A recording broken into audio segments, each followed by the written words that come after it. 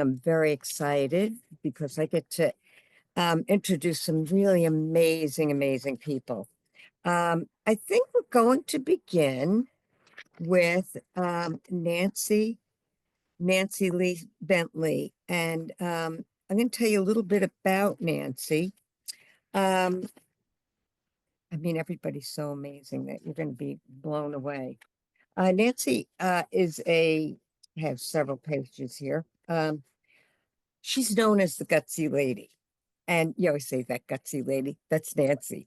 And she is a holistic nourishment expert and a true pioneer in the power of in the true pioneer of the organic movement, excuse me. She's had over 5 decades of experience. She's a chef, has cooked for celebrities. You wouldn't believe some of the people she's cooked for. She's co-authored wellness books, mentored countless people in her path to healing, and her energy is infectious. She's always laughing and having a great time in her life. But she's here to help people eat better, feel better, and reconnect with your true self. So Nancy, welcome. Thanks very much, Peggy. It's wonderful to be here. What a great group.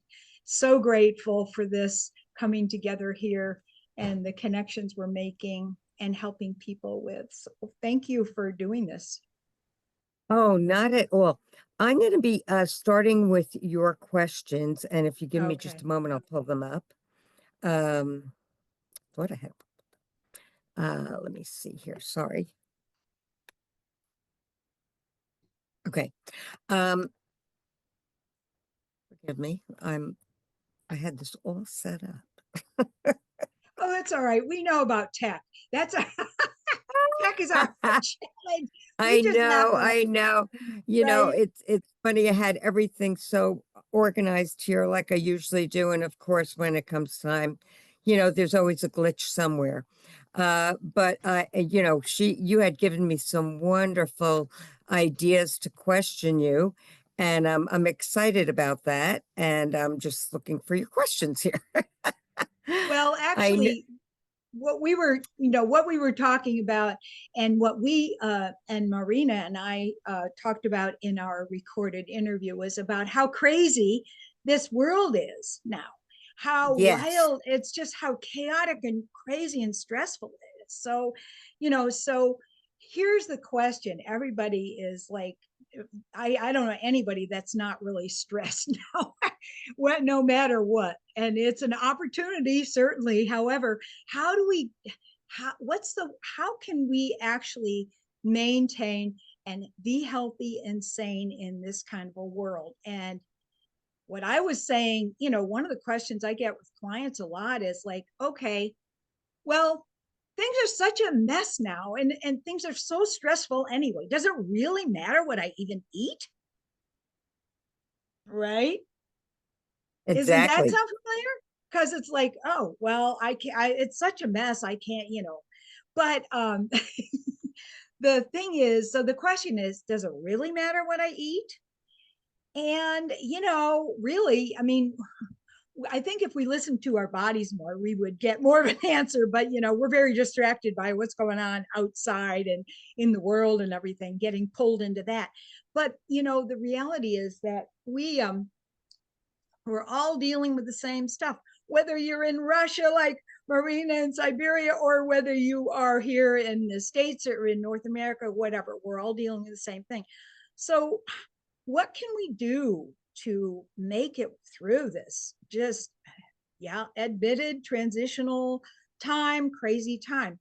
So, I do say, and the work that I do as a holistic nourishment expert is based in food, okay? Because food, okay, your physical vehicle, your physical body is your vehicle this time, and you got to be grounded in it. That is your foundation.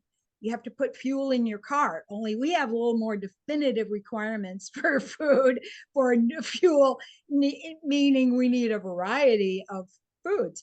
So it does make a difference what you eat, even in stressful times. And I know everybody on this panel knows that as well and talks about this. because, okay, when it's really stressful and really tough, what do? We tend to reach for the worst foods, the most unhealthy foods, the ones that are the addicting, the processed foods, the fried foods, the high fat foods, all of these things that really actually make it worse for us. Okay. They add to stress. They add to our inflammation, which is foundation of so many of the problems that we've got now with chronic disease. And they actually produce they produce the bad kind of things like trans fats. You hear about that in don't eat trans fats. What trans fats are high in these processed foods, and they're the ones that really exacerbate, your inflammation, your irritation to your system. And so if we could eat healthier foods instead of these, then we could be, we could calm ourselves, and we could have a more resilience to get through the really great, really, horrible stuff that's happening. Seriously, it can make you feel calmer, especially your nervous system. We can talk about that a little bit more. Well, I love the fact that you talked about foods and chaos. So the next person I'd love to introduce, and this is a very unique perspective from our next guest, Dr. Zelda Okia. She's a forensic pathologist turned life and weight loss coach. Isn't that cool?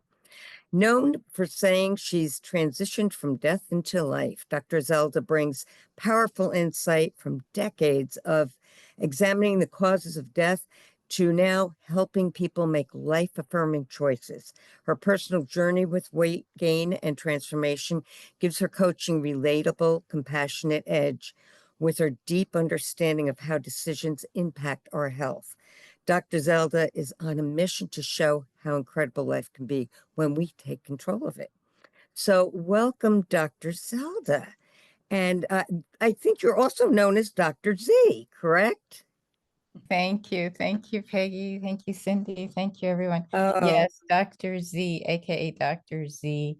and Dr. Z, I kind of sort of pegged that from, if you remember Dr. G, medical examiner. I'm Dr. Z, medical examiner. that's so cool. Lovely. We love it. So I have a question for you.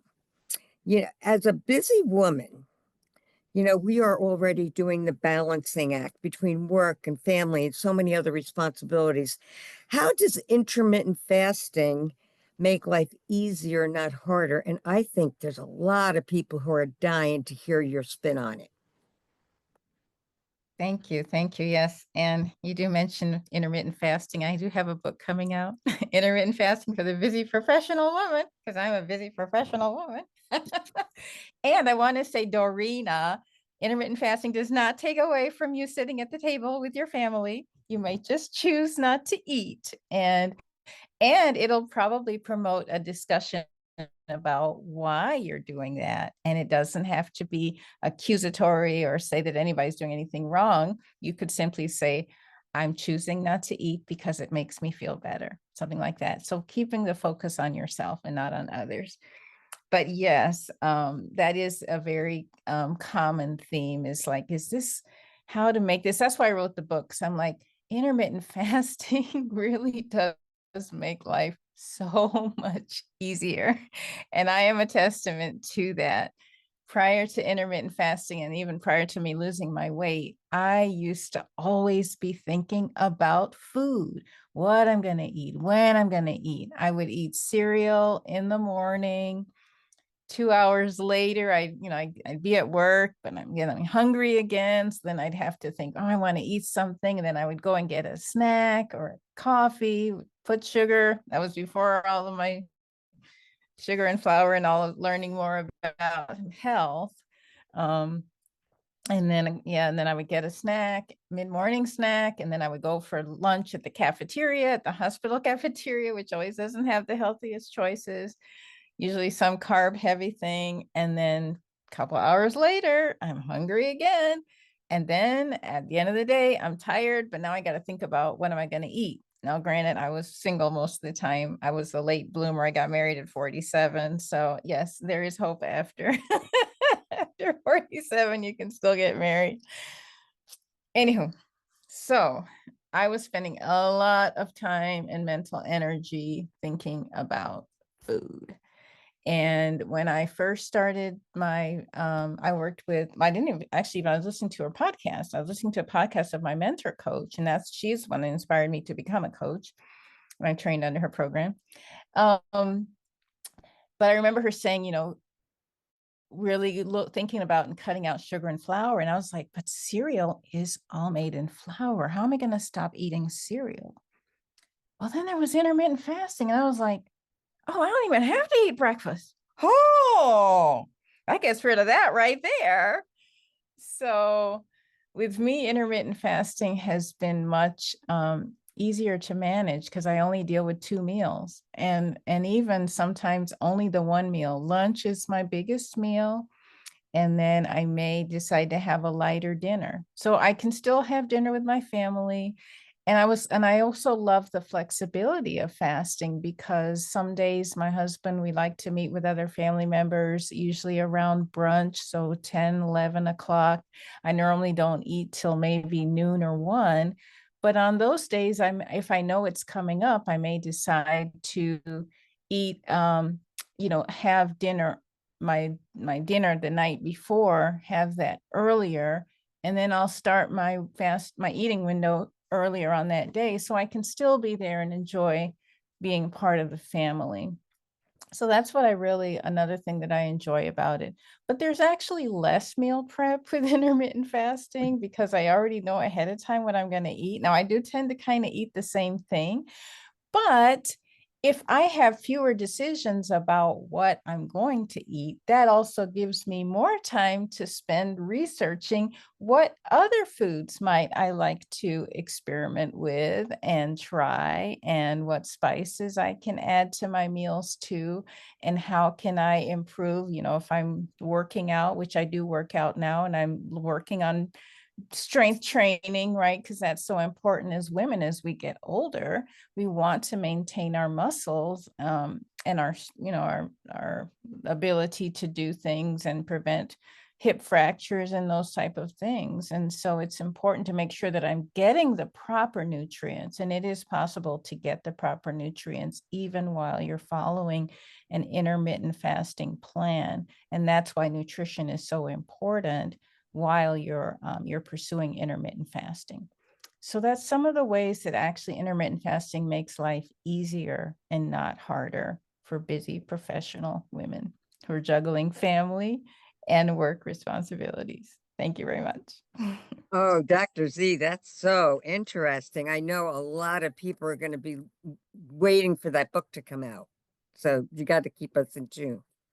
And the next guest that I'm going to introduce is Dr. Brandon Shumway. He's an allopathic trained physician, dual board certified in family and preventive medicine, passionate about his lifestyle and integrative medicine and practices. He'd had a primary care practice for underserved people. He loves foraging, gardening, cooking, parenting, and growing mushrooms, and educating people about plant and fungi-based nutrition and medicine. And I'm dying to listen to you, Dr. Shumway. Oh my goodness. My first thing that we're probably all curious about, and welcome, number one. Thank you. What are nature's best weight loss medicines? Gosh, there's a lot of medicines out there to help people lose weight, like Ozempic and Wegovy and all those. So you must have a little secret we don't know about. Well, so it's interesting because a lot of patients come to me in a physician's office. They're asking about medicines. They want the Ozempic, they want the Wegovy and these And those medicines fall in this category of medicines called GLP-1 agonists. So that's our glucagon-like peptides. And I got because this came up so often, and people were a lot of times people can't get access to those medicines because of cost, or just are wary about some of the side effects that can come with these strong pharmaceuticals, are looking for natural alternatives. And so that was kind of what prompted me to figure out, like, well, what are those receptors even doing? Let's look into this a little bit more and learn about what those receptors are meant to do in with our food, with nature, and why do we even have those, and why are we not, maybe there's something we can learn from the fact that these are very effective weight loss tools.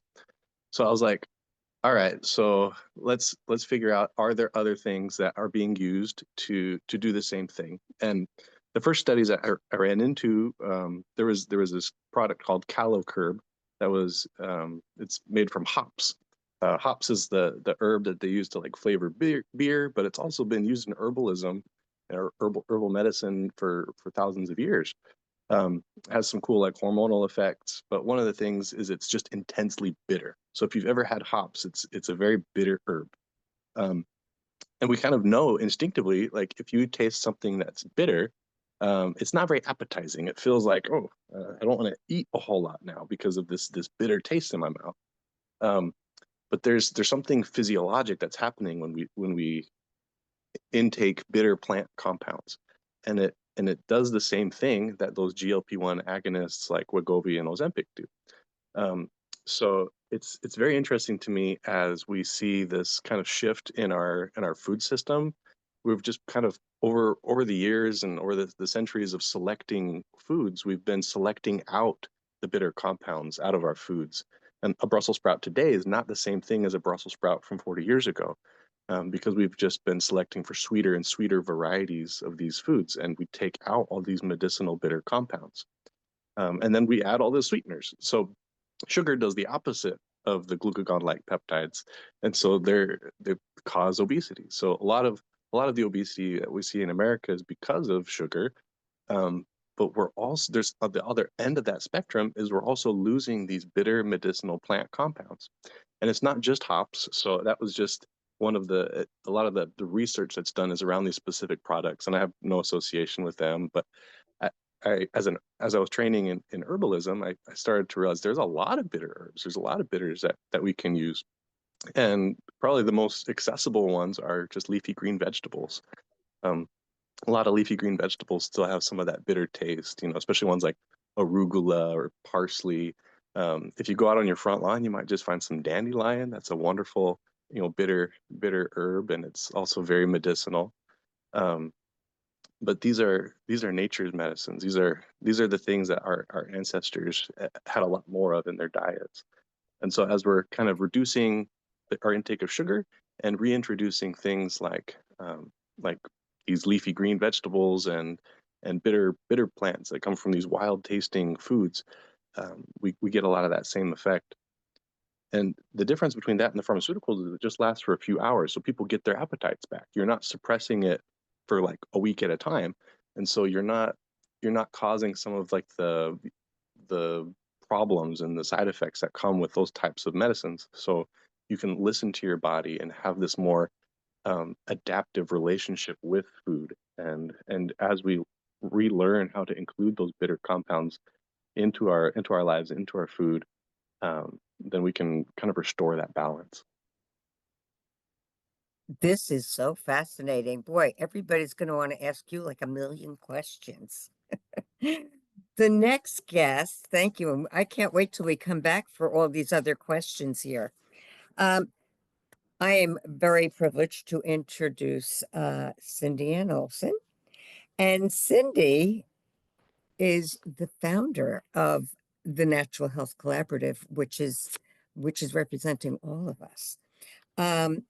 Cindy's a natural health lifestyle innovator and a 14-minute healthy meal master. Wow, 14 minutes, everybody. Whether you're an expert or want a larger impact or eating a healing lifestyle journey for yourself and community, Cindy is the go-to.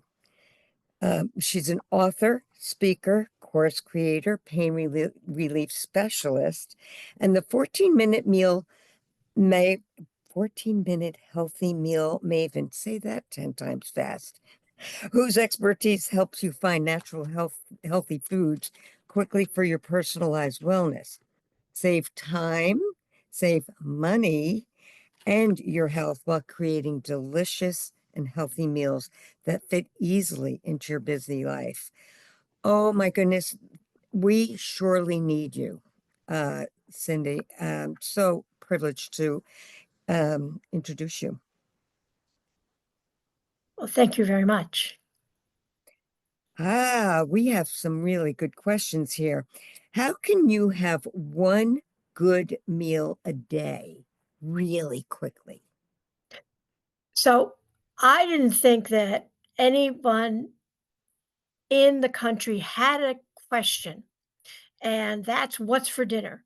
Because I've been cooking and I've been eating, you know, and I was always like, wow, what am I going to have for dinner tonight? And in a very excited way. And because I have a neurological disorder that my family also has, my mother really wasn't able to cook a regular dinner. So I took that over when I was really quite young. But I also had a lot of school and I had chores to do after work and, school. And, I was always very busy. So I had to make, 3-course dinner every night. And I've had to learn ways, methods to make it easier. So I never thought anyone had a difficulty with that question, what's for dinner? And I learned over my lifetime that yes, that's a big problem for people. So people, pick up pizza on the way home. And I figured if I could make food and teach other people a simple method of basically assembling things, it was going to solve a lot of problems. And we have talked about intermittent fasting. I'm not saying that you have to have dinner at a specific time. I'm not saying that you have to only eat only greens, right? Yes, I think it's really good to incorporate them. I went out this morning, right? I start my day off with this is right from my front yard. Um, I love dandelions. Now, dandelions came to America as the original lettuce of, the people bringing them from England. They didn't have all these varieties of lettuce that are so sweet. Now, it's very easy to grow lettuce. So I go out and I pick my breakfast. But I'm not asking you to do that. I'm asking you to stop wasting food. Eat what's in your refrigerator. Start from the ingredients. Don't get a recipe and say, I'm going to make it tonight and find out that it has 15 ingredients and then you're not going to be able to get it. I'm asking you to get off ultra processed food. It's going to be more expensive, but it's not, your body is not able to break it down. It's not what you eat, it's what you can digest. Okay. And if you eat a Twinkie, you know, it might have been on the shelf for 10 years, but the Twinkie will still be fine. But you can't break that down. I had to stop eating Doritos. Why? Because I was addicted to them. Right? How many people start the day out with soda? So the 14-minute meal method is very simple, but it can actually change your life because you can eat whole foods, right? And I'm not asking you to cook it yourself. I'm asking you to find it. You can grow mushrooms in your closet. So you don't tell me that you can't create something. All right? Plants are abundant.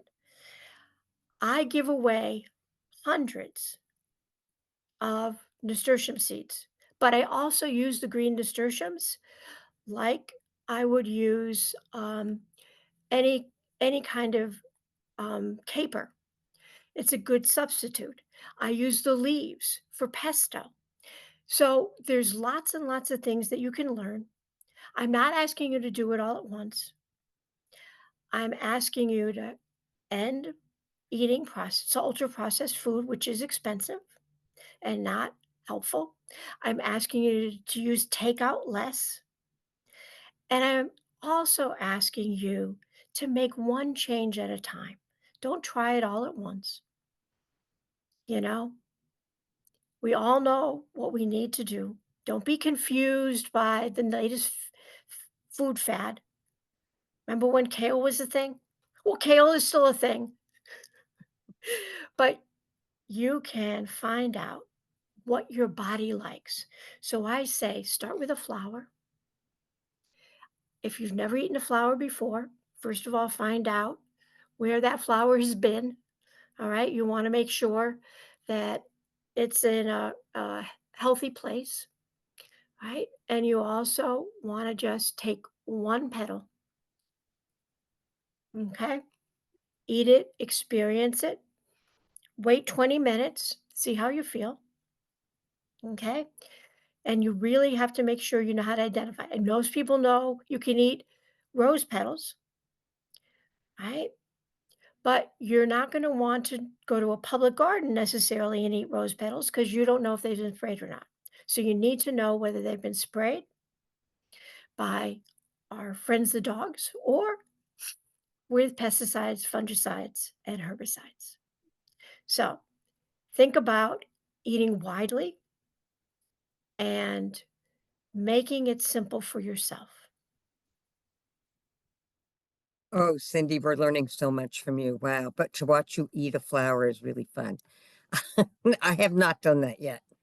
That's awesome. Awesome. So I'm going to swing back to Nancy.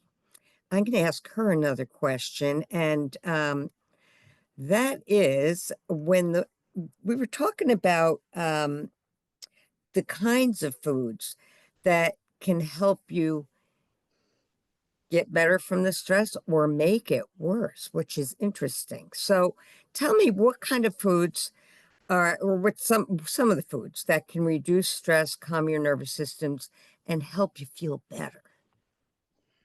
Well, we've got a wide variety actually of, of foods that are available to us and depending on where we are, but as we say, we can even grow some of these. But you know what, if we can overall emphasize not like just eat this, don't eat that, you know, you don't have to get to that level. Just use a guideline of eating whole, nutrient rich, diverse, colorful, natural food. Got a rainbow of fruits and vegetables. As I say to the kids, you can't be healthy unless you're eating your fruit and vegetables, okay, right? I mean, we need a variety of foods, but sorry, but the emphasis on the healthy, natural foods is really key, and that is to support both our nervous system, but also our gut. And you've probably your gut or your intestinal tract, that is kind of, we call that the ringmaster of your body. The key things that really help us or support the gut are actually natural food, including foods that are rich in this variety of nutrients in natural foods. They have everything they need, including especially the fiber, because our nervous system, our gut requires prebiotic and postbiotic and probiotic fiber in order to be healthy. There's a whole there, everything is connected. It's really amazing. It really is how everything is interconnected. When you get down to it, your gut might be the ring, your gut, your gastrointestinal tract, your food factory, but it also is connected to your mental, your emotional, your physical, and even your spiritual health. So we call that the gut is like the ringmaster. But if you can take care of your gut and have a healthy gut by eating healthy, natural foods, and especially things like, well, all the polyphenol, as we call them, rich, the antioxidant rich produce like blueberries and leafy greens and vegetables, and your colorful root vegetables, your healthy fats like olive oil and, well, and natural fats, avocado and so forth, and then beverages like coffee and tea. These are all plant-based. Most of them are plant-based foods, right? That's a key. Plant-based foods. If you can emphasize and give your body the plant-based diet and incorporate in intermittent fasting and some of these other things, you're going to give yourself a solid foundation for eating healthy. And as Cindy and a bunch of us know, it doesn't have to, you don't have to spend all day in the kitchen, right?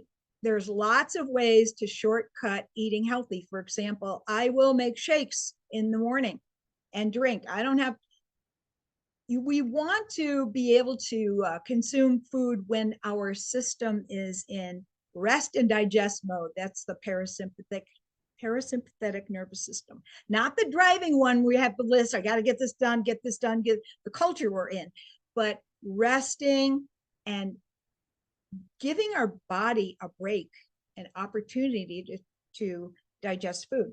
So those kinds of foods that will support, including, we call them high choline foods like eggs, sunflower seeds. Of course, you can do organ meats and beef and chicken and so forth if you're doing, especially look for organic if you're going to do that kind of stuff. Fish is another. But things like red potatoes and kidney beans and quinoa, like, you can't go wrong with the healthy natural foods.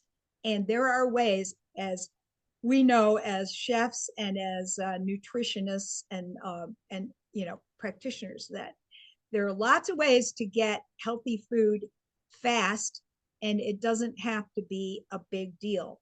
Your attitudes, of course, make a big difference. But and this is a big topic, right? But start with trying more of the try a vegetable you haven't tried before, and check it out. And we do a lot of one dish meals, like Cindy talks about, shakes, and listen to your body. In the summer, you want to eat healthier, fresh food. Listen to your body, probably wanting salads, not wanting a lot of hot food. Whereas in the winter, at least I do, I want to warm, comforting foods to give me more energy and more support. So anyway, there's lots to this, but start gear toward the nutrient dense natural foods and organic and local if you can do it. Thank you so much. Oh my goodness, Nancy, a wealth of information. Dr. Z. I love saying Dr. Z. That's so cool. I have another question for you. I've heard that intermittent fasting can negatively affect women's hormones. So, we want to know, how safe is it for women, especially those with demanding, we're busy and we're demanding careers and family obligations. Is it safe? Yes, absolutely. Now, there is a lot, this is a big conversation, and we're not talking about extremes, no extreme fasting or extreme dieting that can affect women's hormones, but done properly with proper nutrition and really listening to the body. That's what I really love about intermittent fasting, is that you can customize it. And it does kind of not necessarily force you, but it does encourage you to listen to your body and see how your body is responding to the changes that you're incorporating. And I always say, start slow. A 12-hour fast that incorporates, you're sleeping for the majority of that time, and then slowly increase your fasting windows. And definitely continue to monitor for women who are cycling. still having their menstrual cycles, it can help to um, look at where they are in their cycle in the beginning of the menstrual cycle. That's a time where your body is preparing for ovulation, your estrogen levels are starting to rise. That's actually a good time to maybe start fasting or incorporating your longer fastings, because your body is more in preparation mode for ovulation. And one thing that can really affect the delicate balance between estrogen and then progesterone. Progesterone is the other hormone that prepares your uterine lining for the implantation of the fertilized egg. But I'm going a little bit overboard here. But one thing that can really affect that delicate balance, and we see this in women who have polycystic ovary syndrome, who have they often will have anovulatory. Their bodies cannot ovulate properly and they're having trouble getting pregnant. Often starting to incorporate intermittent fasting, those periods of time where they can actually lower their blood sugar levels, they can actually go from an insulin resistant state to a more insulin sensitive state. And then their body naturally learns how to regulate and utilize the glucose and the food that they are taking in to use that properly, so that their other hormones regulate and they are able to then go on and get pregnant, or their cycles get more regular. For myself, I'm in that perimenopause window, and I talk to a lot of women who really struggle through perimenopause into menopause. And I just have not had a lot of the issues that I hear from other women. And I attribute that to the intermittent fasting and really helping my hormones to regulate better. And I talk about mental clarity, all of those things. I am a testament to that they actually have helped me. It also helps with cortisol if we're talking about stress. Really, again, looking at the menstrual cycles, that week before your menstrual cycle starts, listening to your body, seeing how intermittent fasting affects that window, because that's the progesterone phase.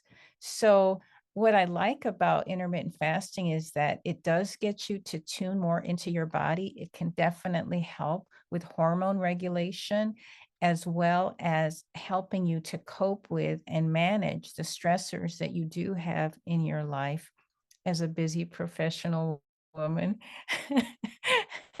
who has many different responsibilities that have come upon her. So thank you. Oh, thank you. This is so good for a lot of younger women, especially going through all these changes with their hormones. I'd like to ask Dr. Shumway another question. And how can we learn what foods are best for ourselves?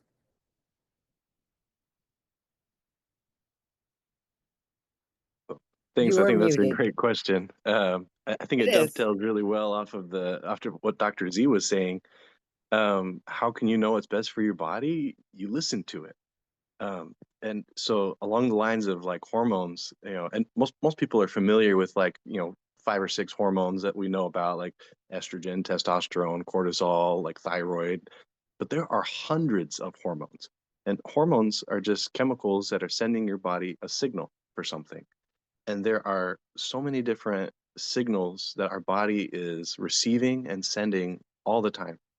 And we have this, and they're not things people come into the doctor's office. The reason this comes up is people say they want their hormones checked because they've started to understand how important these hormones are for their health. And there are some clinical scenarios where that's helpful, but in most cases, I say, yes, we should check your hormones every single day. And you should do that by listening to your body and just kind of tuning in to your senses and what's happening, your internal organs. We have these senses that we have amazing capabilities of understanding what our body needs. And as we develop relationship with our food and with certain plants or um, with different ways of eating, or even like things like fasting or not eating, we start to understand that there are ways that we can respond to give our body what it needs. And if we listen, if we pay really close attention, our body will tell us. And it's going to be different for every person. And I think one of the biggest trip ups that people get in the nutrition space is you'll run into all these gurus or these teachers who have a specific way of eating or their diet plan. And if you just eat this way, then you'll be healthy. And it's just not everyone has those same needs, or somebody might have a lectin sensitivity and someone might have a gluten thing, or somebody might be able to eat more carbohydrates than another person, or have different levels of tolerance to different substances, and or have different pathological chronic conditions that they're trying to manage. And so it's just so unique and personalized. And the miracle of our bodies is that it understands all of that much better than any person that any of these experts that you'll meet. And so your body knows what it needs.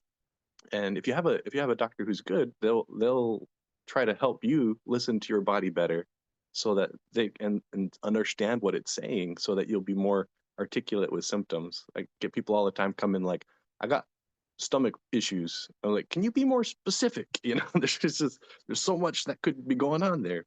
But people just we don't have a way of like understanding or listening to our body, or like trying to fine tune our understanding of what those signals mean and what are some things that we can do in response to that. And so as people are working with plants or herbs, or trying to develop those relationships, it's also about developing that relationship with our own body and our own intuitive sense of health. So yeah, intuitive eating. Oh, we're going to have a lot of questions after this, but I want to get through all of the speakers, and then I'll go back to all the questions, because everybody's going to be curious about a lot of things. I see the questions coming in. I would like to go back to Cindy and ask her, this question was, what are good ways to find ingredients, and how can I overcome cooking anxiety? Well, what I have really learned by working with people is that they really don't know how to actually find good food. They think, okay, well, I can go to Costco. And I mean, every time I've gone to Costco, I'm like, oh my goodness, I can't believe it's mostly non food, right? And you have to go search food there. Yes, there's some meat. Yes, there's produce. Now there's no eggs. But what is amazing is you got to say, okay, if you want to expand your diet, see if there's any local markets, right? And that includes farmer stands. And obviously, we have something in America called CSAs, community supported agriculture. And you can get things delivered by some farms, right? They have different ways to do it. But the important thing is that you make this fun. Finding food is fun. And I love to go to ethnic markets. I have learned about a different cuisine every year for decades. And the reason that I do that is because once you start to understand the ingredients, that another culture uses, you can expand your tastes and you can expand your health. I remember the first time that I had golden milk. I can eat dairy. My background is, Swedish on both sides. So we're cheese, dairy, butter, any of that. But they think about 70% of the world population is lactose intolerant. They can't have dairy. So, Dr. Shumway said it right. You got to be intuitive. You got to know what's working. Okay. If you eat, I know people that eat half a gallon of ice cream and then they wonder why, they're in the bathroom for a long time. I'm like, it's not just that maybe that's not a good idea, but that your body is going to tell you when there's something wrong. Okay. So make the finding of ingredients not every day, but make it, find out what's in your area that you can get, or you can go to the internet. You can order, right? Buffalo meat, right? You can order salmon from Alaska. You can go to where the producers are producing and you can find out their practices. They'll tell you about it and you can order. Now, I want you to think about protein as a condiment, right? We don't need, unless you're an athlete or unless you're, particularly sick, maybe you need to make some bone broth or something like that. We don't need as much protein as people think that they need. Okay.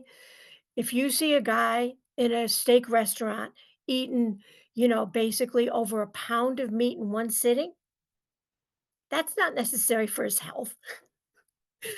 That's simply habit. Okay.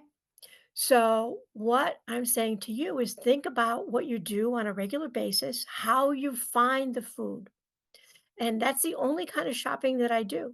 And that's the only kind of shopping I enjoy. But I'm not asking you to do that.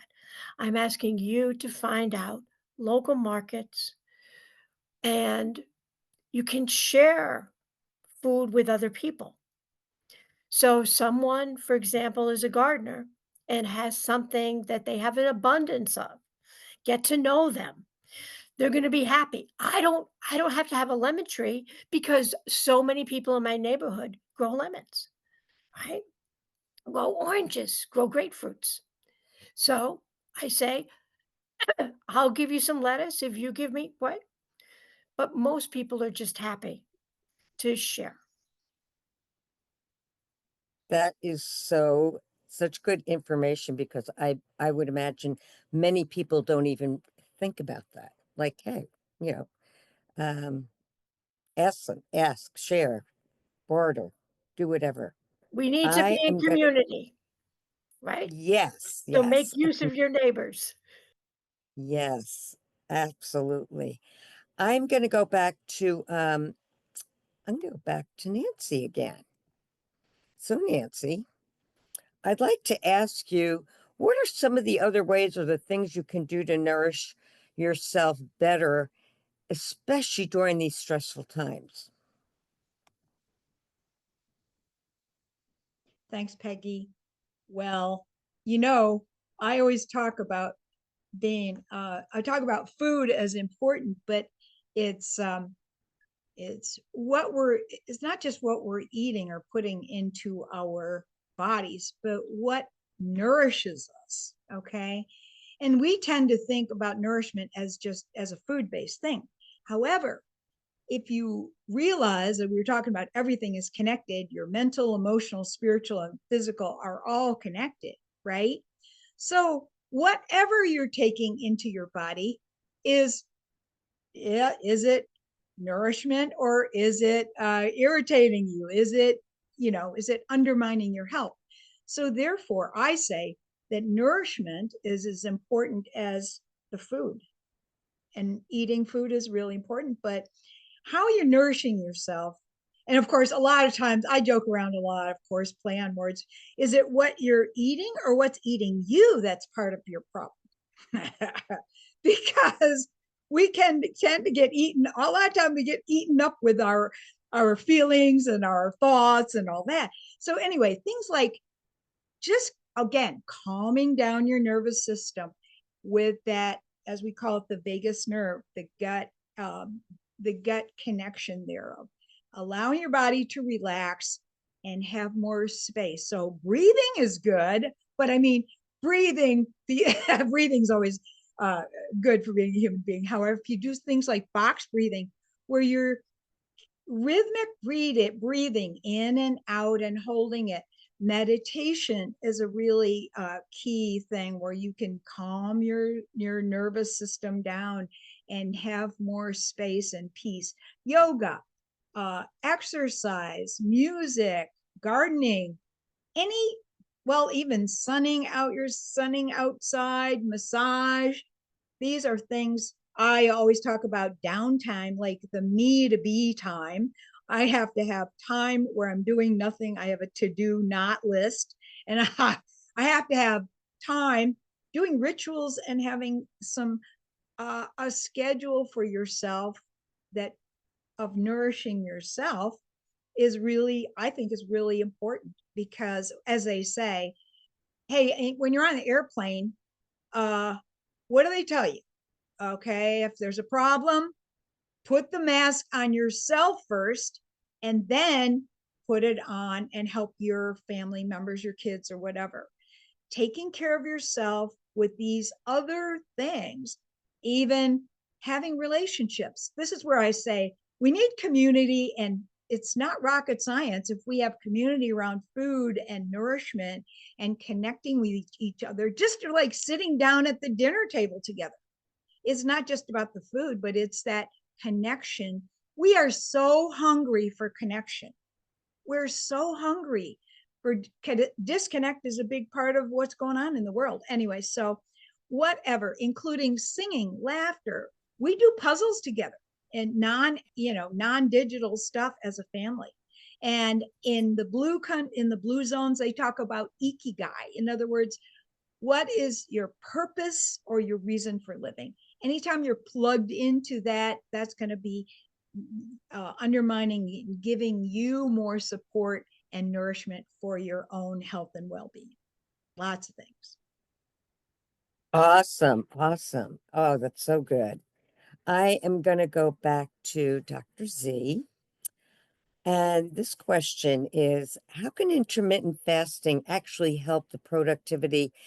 Oh, this is good. And mental clarity. I love this question. Because a lot of people just, they just have that brain fog and it's really hard, and skipping meals, they feel like they're getting more of a brain fog. So that, if you could address that question, that'd be great. Yeah, for sure. And one thing I want to say, it's as busy professional women, it's easy to skip meals or forget to eat. I heard that a lot with several clients, like, oh, I forgot to eat today. And I was thinking to myself, how can you forget to eat? And then the second thing is, well, I was not necessarily saying this, but like, oh, you forgot to eat, but yet you're still overweight. But anyway, no. So what is different with intermittent fasting is that it's intentional. It's intentionally skipping meals. It's not just an accidental thing. It's not just, oh, I forgot to eat, or my workload was so heavy. Because when you're just randomly doing that, you're not properly fueling your body, for one, to prepare you to manage these unexpected periods where you may not be able to eat during your eating window. But then also, what happens is if you're randomly eating and not eating and skipping meals in a haphazard fashion, then what typically happens is at the end of the day, you might realize, oh, I forgot to eat. I better go eat, or I feel hungry all of a sudden. And then what do? You either go to the store hungry, and you're not supposed to shop when you're hungry because your willpower is usually out the window. And then second, if you're driving home and it's late and you haven't eaten anything all day, the temptation to just stop or order DoorDash, or stop at a fast food restaurant is very high. And then it totally just negates whatever program that you're on. And then you feel frustrated with yourself, and then you feel frustrated and cortisol level goes up, and makes you just want to eat more unhealthy foods to comfort yourself. And so it can very easily become a vicious cycle. But what is great about intermittent fasting is that you're intentionally deciding ahead of time your fasting windows and your eating windows, and you're picking the right nutrients which will sustain your body through those periods. if you're insulin resistant, you're helping your body become more insulin sensitive so that your body naturally regulates the blood sugar. So you're not having these big highs and lows in your blood sugar level. If you're eating the proper foods, you're not eating a lot of simple carbohydrates and, simple sugars that quickly raise your blood sugar and then it comes crashing down. And so you're more tired. I remember the first time that I did an autopsy. Yes, I'm a forensic pathologist. I do autopsies to find out why people died. So I remember the first time I did my autopsy in a fasted state. I normally will not eat breakfast. And so I was scared. I was like, granted, I exercised fasted. I usually exercise first thing in the morning and I haven't eaten anything. But I was scared, autopsies maybe can take up to 3-4 hours. But I made it through. And I had I don't know if it was my first one, but I remember once even doing an autopsy and I was feeling so hungry and I was like, I'm going to have to scrub out and go get something to eat. But I kept going. And then before I knew it, I was like, wait a minute, I feel fine. Like that hunger just took care of itself. So sometimes if we just relax, relax into that, trusting our body to know how to take care of us, it'll do what it's supposed to do. It'll do its job. If we're not constantly micromanaging our own body, our body can really knows how to handle itself. And so, yeah, actually keeping those blood sugar levels steady. Fasting also stimulates another hormone called brain-derived natriuretic factor, which actually helps our brain to focus. It actually boosts focus and memory and learning ability. Because if you think about it, for hunters in our hunter-gatherer days, when you went for days maybe without eating, you got to be a better hunter. You had to listen more. You had to keep your eyes sharp and focused so you knew where your next meal was coming from. Well, that's the same thing that happens now. Even now when I'm doing an autopsy in a fasted state, I'm more attuned to what I'm looking at, what I'm looking for, listening to those cues from the body to tell me why they died. So yes, and ketones, if you're in ketosis, they even use ketogenic diets to help with seizure disorders. So yes, our bodies are very equipped to handle periods of not eating. Now, everything I say, obviously, talk to your doctor first if you're on medication or if you have other health issues. You'll talk to your doctor if it's something that you should engage in. But for the most part, our bodies are able to manage periods of not eating. And we just have to trust that. So yes, intermittent fasting can actually help you to become more focused and have more mental clarity. Thank you very much. Thank you so much, Dr. Z. Awesome. Back to Dr. Shumway. Now, I know there's a time thing. So Cindy, if you want to address that.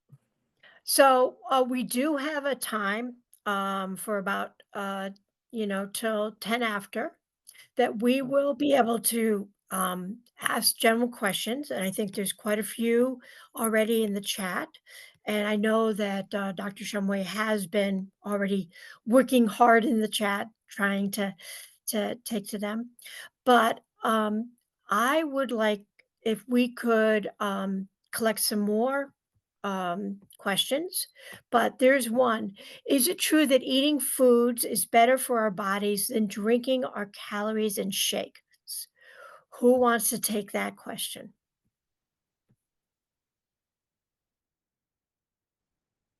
I can talk about that a little bit. I mean, one principle to think about is the closer it looks like to the way it is in nature, the better. So again, with the theme back to nature, I tell people the example is like an apple. If you eat an apple right off the tree, it's really great for you. Obviously, apple a day keeps the doctor away. but then you make it into applesauce and it's like a little bit less healthy. Some of those fibers get broken up and it's absorbed more quickly. So you get a spike in your sugar that happens a little bit faster. And then if you take that to the next step and then you're just drinking apple juice, suddenly you can eat 20 apples worth of juice in a single glass, and you're just shooting that sugar straight into your veins, basically spiking that sugar. And so it becomes just as unhealthy as sodas and things. Obviously there's some good things in apple juice that are not in soda, but at the same time you're still getting a more intense version of glucose the more we process our foods.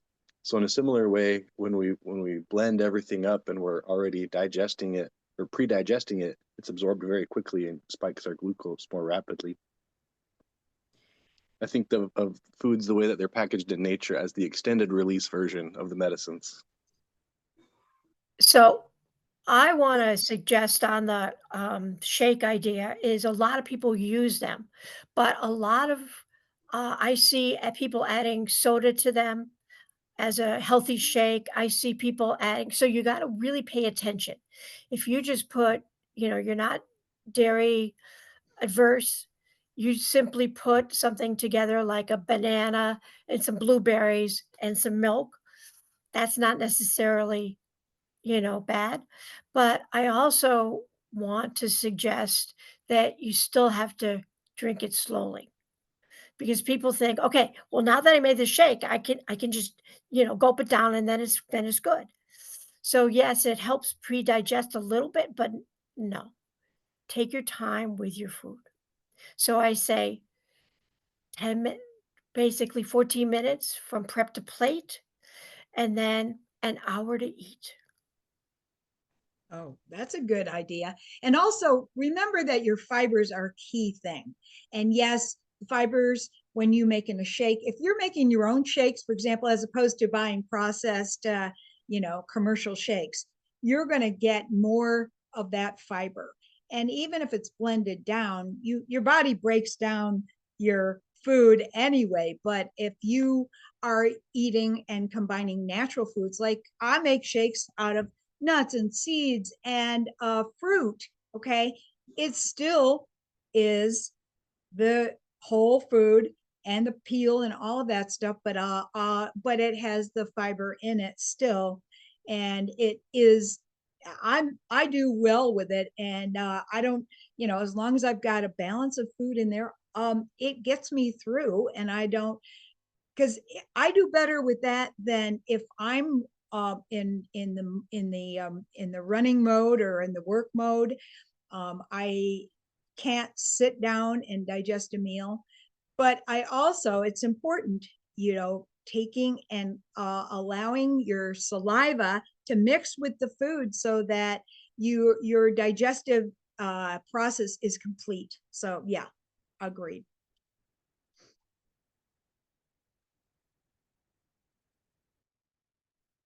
How does anyone have any suggestions on night sweats when it comes from a nutrition point of view?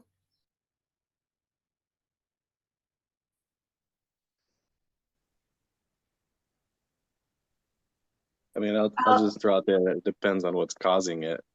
Like you should probably, if you know what it is, then it'll be easier to treat. If it's like a low estrogen thing, then you can use natural ligands like flax seeds, things like that.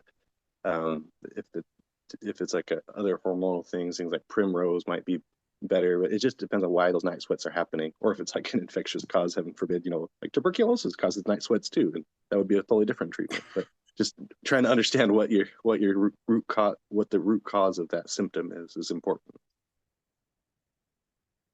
I agree. I would also add that it's an indication that your hormones are out of whack. So addressing that by your diet can be very helpful, especially reducing your refined sugars and carbs and getting those out of your diet can be a really good first step for that.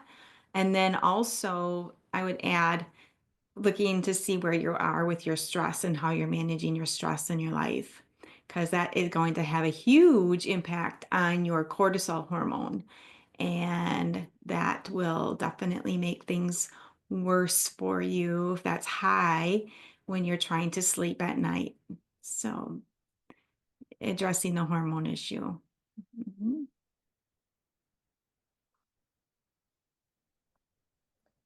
Any other questions, Cindy, that we want to put out there? I Or- thought there was a couple other questions here. Right at the very beginning, someone had Yeah. asked about using dried roses when cooking. Cindy, you mentioned about flowers and eating flowers. What about the dried version? And it was specifically roses. Well, what I would say is I like to have the fresh ones because I know that I just picked them. But, sometimes that's not possible. So I especially like the dried ones because a lot of times it will enhance the flavor of them. So I use dried things to actually bake with. So you know, obviously, if you have lemongrass that you're growing and you put that into, steep for your tea, it's going to have a different flavor than if it's a dried lemongrass. So, understand that they have different effects because drying does make a different effect. And I also think in the chat, Dr. Shumway made a really good point that I always dry my mushrooms with outside in the sun so that I can get some extra vitamin D. And I also find that having dried mushrooms, it makes them last so much longer. So people will buy a lot of mushrooms saying, I'm going to get to it and then not use them. But before you just throw them out or say they're not usable, just put them in the sun. It doesn't have to be outside. You can do it just in a window and let them dry. So it stops the waste. And another question that came up, is it true that organic sulfur is good for us first thing in the morning? And if so, why? Anybody? I had never heard about that, but has anyone heard about that as a good thing to start your day off? Well, I actually use a little bit of, I'm from New England, so they think apple cider vinegar is good for everything. So, I got cod liver oil and first thing in the morning, along with apple cider vinegar. So, there are a lot of people in New England that live very long and healthy lives and say that they wouldn't start out life without having apple cider vinegar. And it does help before, if you do it 20 minutes before you have dessert. Now, a lot of people put water, you put a tablespoon and then some water with it. But I just drink it straight. But I think I've been doing it for so long, I think it doesn't bother me. I have heard the same thing, but I do not have any personal recommendations on sulfur. So if you really think and you've gotten recommendations from people, you know, give it a try. I believe it's time to hand the baton to Terry, where she's going to be talking about environmental toxins and your health. So, Terry, if you want to take over. Thank you, everybody, for your wonderful, wonderful talks. We've all learned so much from all of the presenters so far up.